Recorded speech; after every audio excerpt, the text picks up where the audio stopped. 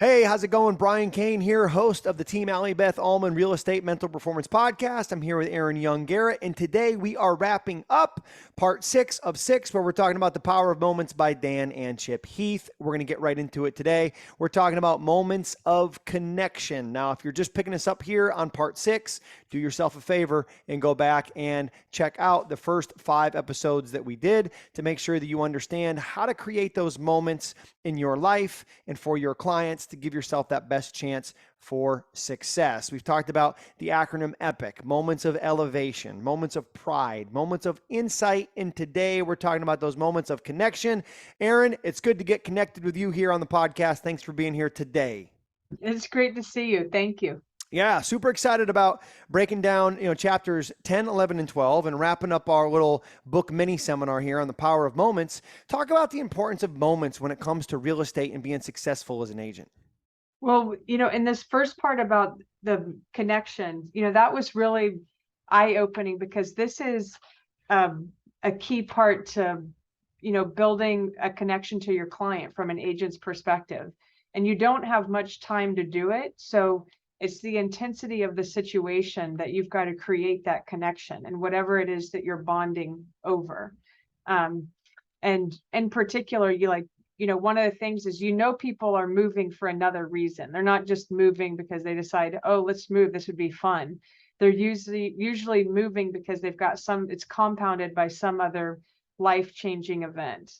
And, what came out of this was so true about, the power, it creates loyalty when you connect with people. It creates a relationship that, at certain points is unbreakable. I love how in chapter 10, they talk about this hospital that kind of turned around their performance, right? And they said, you can't deliver a great patient experience without first delivering a great employee experience. And I know here with our podcast, we've got agents listening to this. We also have agent owners of groups that are not only an agent themselves, but they're also a leader, and they're creating an environment and they're creating that culture in their office. And if we want to have a great customer experience, a great client experience, we first have to have a great employee experience. And I think part of that experience is, can you make your office, can you make your team the place where the energy is so good, the connection is so good, the moments are so big that people couldn't imagine working anywhere else? I completely agree. It's creating an environment where people don't want to go anywhere else. It doesn't make any sense to go anywhere else. It makes sense to stay because they're so happy with what they're receiving. And what this book has talked about is celebrating some of the little moments because they're much more powerful than just celebrating the big. Yeah, and they talked about, one of the aspects here on page 217, if they're going through the book with us, and some of the feedback I've gotten on social media and things is if people going through is they're always like, hey, could you talk more about the pages you're on? Because I actually listen to your podcast as I'm looking at the book, which I think is awesome. And they talked about the best performers, and they gave a scale, and it was high passion, low purpose, and then high purpose, low purpose, right? It was kind of like a 4 square sort of quadrant. Think about Stephen Covey, like quadrant 1, 2, 3, 4. And they said that the top performers, and I don't think this is like rocket science, but the top performers in any field have high passion, high purpose.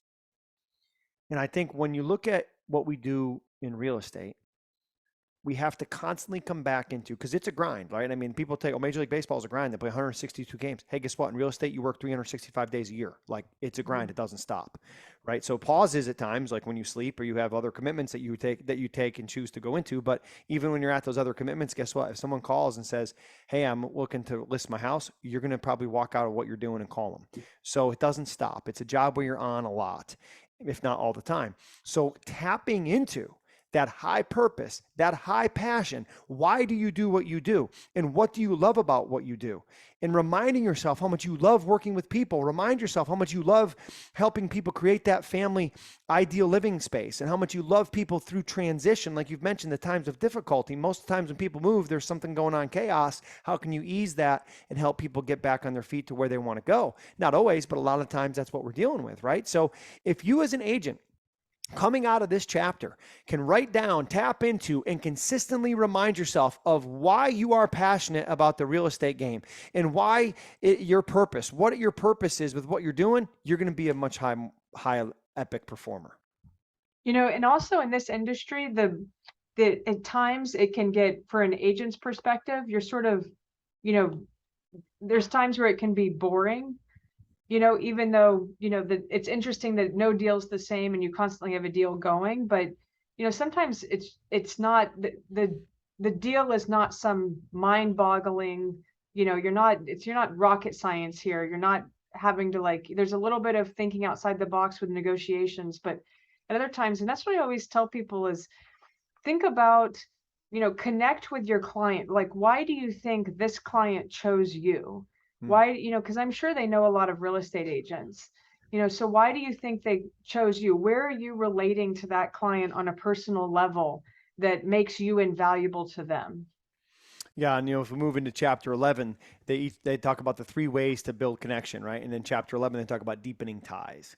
And Mhm. it's interesting is that, as somebody who's passionate about real estate and someone who's always kind of looking, like I shared off the air a joke about a realtor who I work with, who every time a property comes on available in this golf course community that I got my eye on, um, he's like sets the countdown. He goes, "Hey man, it took you longer than 12 hours to reach out to me to see if we could go look at this. What's going on?" Right? And it's kind of joking and all that, but I'm sitting there and I'm thinking, okay, well, we look at a lot of places, but what is it that I really want? And I think one of the things that could help with this process is if he sat down and said, "Hey, tell me what you really want," right? Like in the book, they talk about an education and how a school system and how these teachers went to do home visits. And instead of going in with the home visits with the paperwork and saying, "Here's what we're going to do," boom, boom, boom, they went in and simply said, "Well, tell us about your educational experience." They went in and said, "Tell us what you want for your kids' educational experience." And I was just thought, well, as a real estate agent, if he sat down with like a notepad or a checklist and said, "What is Brian Kane looking for?" He's looking for a golf simulator. He's looking for a 4-car garage that one can be turned into a gym. He's looking for 4 bedrooms with en suites. He's looking for something with views, right? He's looking for something that has an office that's away from the bedroom so he doesn't hear his daughter screaming in the background when he's doing podcast recordings. Like all those little things that we're looking for, then maybe he can then be ahead of the game and go, "Hey Canner, we found this, boom boom boom, what do you think?" So I just think that would kind of deepen the tie when you ask those questions. So what are some things, Erin, that you find help you deepen tie with your clients to enhance that connection? Well, I think that's, learning about listening to what matters to the client, Mm. and that's something that they also spoke about in the book is not just what matters, but what matters to you. And understanding their why is something that really, sometimes, especially in Dallas, Dallas can be a very transitional city for a lot of people because there's a lot of corporate headquarters here, and they always get transferred in here. And then a lot of times now these days they end up staying. But a lot of times this is not, where people choose, it's not their first place to be transferred. And so, you know, coming to, understand not necessarily one side of it, why did they take that job? But second, how is this going to work in the relationship? And, why did you all decide this is what was best for your family? So, understanding what people's why are is a big way to connect with people. Yeah, it's funny. We talk a lot about like the real estate agent to the client relationship. Let's think even maybe ever from a management to a real estate agent, because we've got managers listening to this, right? Brokerage owners or firm owners they're building their team, right? And they Hmm. said here, they said seven questions that will help you, or 6 questions that will help you build connection. We're looking at page 234 for those of you following us. And it says, number one, do I know what is expected of me every day at work? Number two, do I have the materials or the equipment I need to do my job right? 3, do I have the opportunity to do what I do best every day? 4, in the last 7 days, have I received recognition or praise for good work I've done? 5, does my supervisor or someone at work seem to care about me as a person? And 6, is there someone at work who encourages my development? And they talk about how all of those help with validation and caring and connection. So I think those are 6 questions that we want to kind of ask ourselves as leaders, because even as I'm reading those right now on the podcast, I think about members of my team and I'm like, I'm not intentional as a leader of going through those 6, and I probably should be, because I want my team to know what's expected. I want them to have the tools that they need to succeed. I want them to have the opportunity to do their best work every day. I want them to receive recognition for good work instead of the old coaches analogy that we have, like, well, the good work, that's what you're supposed to do, and like, no, recognize them for that, because rewarded behavior is repeated behavior. Does my supervisor or someone seem to care about me as a person? Well, we get going fast and it's intense and I'm demanding. So I don't always share how much I care or just check in as a human. It's always like, what's the next thing we got to do? Boom, boom, boom. And then is there someone who encourages my development? What are we focused on from a development standpoint with our team? And I think about just how much I've developed since we've gone through this book on the podcast and thinking more about making moments and the importance of those. I need to share this book with all the members of my team to say, hey, I want you to go through this because I know what it's done for me. And if we can do the same thing for all of us, we're going to become that much better. I agree. And what it talks about, that validation and caring in particular, those are key parts. And, actually just before we started this podcast, I, had been thinking about one of our agents that I hadn't reached out. I like to reach out on people's birthdays, and I'm trying to reach out on people's anniversaries and do things, or somebody I haven't heard from in a long time, just sort of check in and say, hey, how's it going? And I happened to reach out to an agent, and she texted back and said, I can't believe you just checked in. I'm actually mentally in a really bad place right now. And my next text was, I'm so sorry to hear this. What can I do to help? And just like she said, actually just seeing your name pop up on my phone made all the difference in the world. And like, what a simple thing for me to do.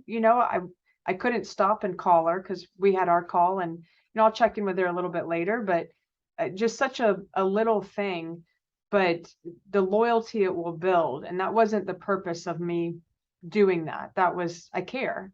But it just makes it's a little thing. It was easy. It took me less than 3 seconds, and it meant a lot more to her. And because you had a system where you were intentional about moments, it was a birthday you're reaching out on. Is that right? Yes. And because you have a system around the birthday, you reached out and you just deepened the tie. Exactly. And I think that takes us to chapter 12 here, where they summarize the book and talking about making moments matter. And the cool part about this book was they shared examples of moments, but they also gave you a framework and a process for making moments matter. And the acronym that I took away from this book is EPIC. And is it a moment of elevation, one that rises above most days? Is a moment of pride where you recognize someone for the work that they've done well, and there's that moment of being proud? Is it a moment of insight where they learn something about themselves? Or is it a moment of connection where they deepen a tie and build more connection with someone as a team member, an organization that enhances that bond and makes that moment greater?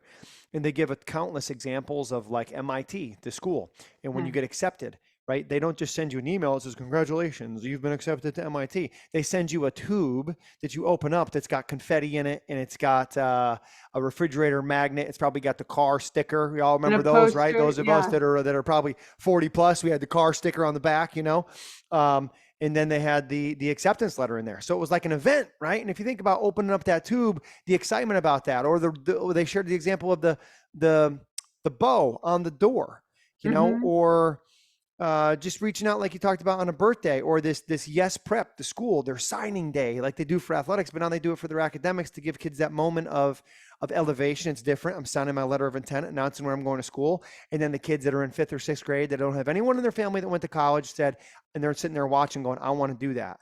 And now that gives them that kind of pride that I want to be the one going across the stage, right? It also gets a connection if there's people that like have gone to that school in the audience or are going to that school. They get together afterwards and kind of talk about the school and the whole thing. So because of that one event that was intentionally created at Yes Preps, they've created moments that change the world for those people in that moment. And they've also given it purpose. And like in the example, backtracking a little bit with the lifeguards, there was 4 lifeguards that read, hey, these sort of skill sets will benefit you personally in the long time in the future. And then they gave 4 other lifeguards and said, hey, here's examples of how someone saved somebody's life.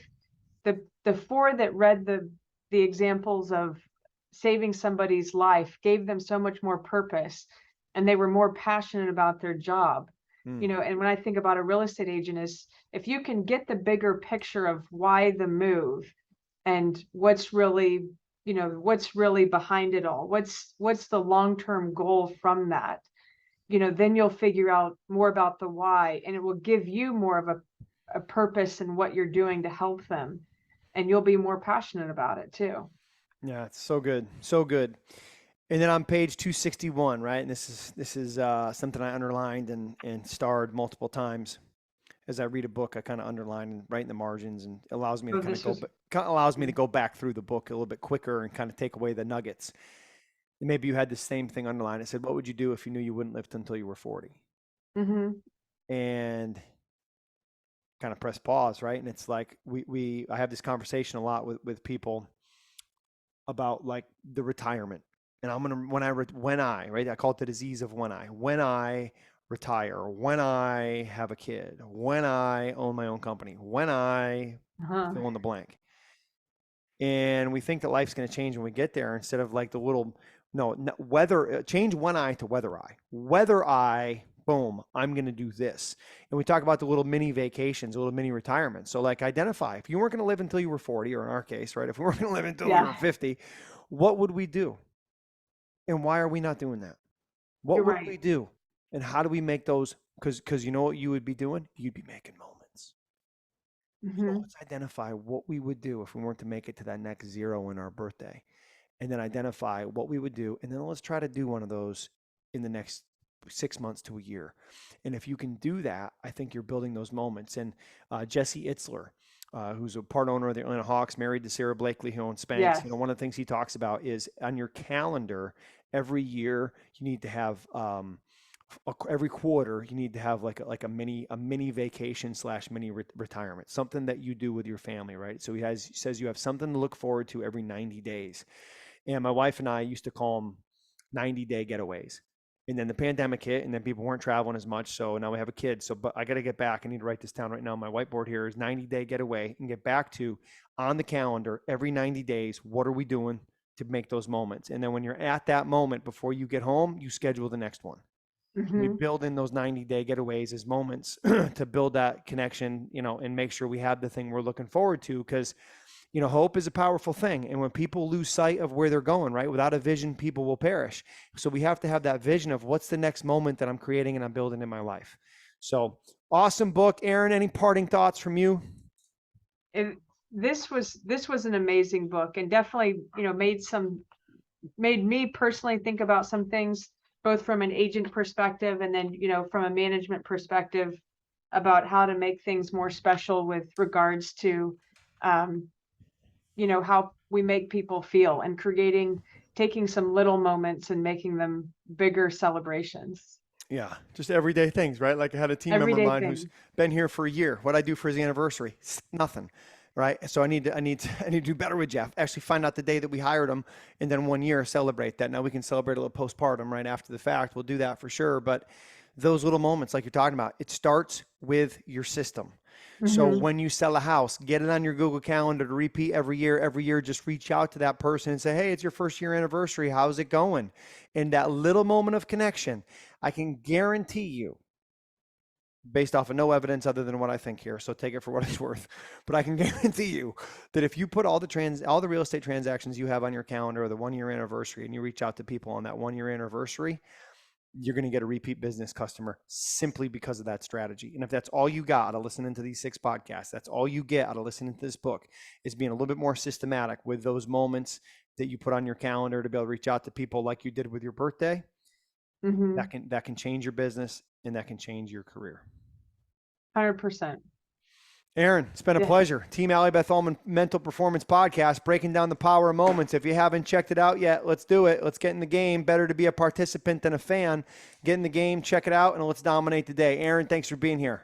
I appreciate you. Thank you.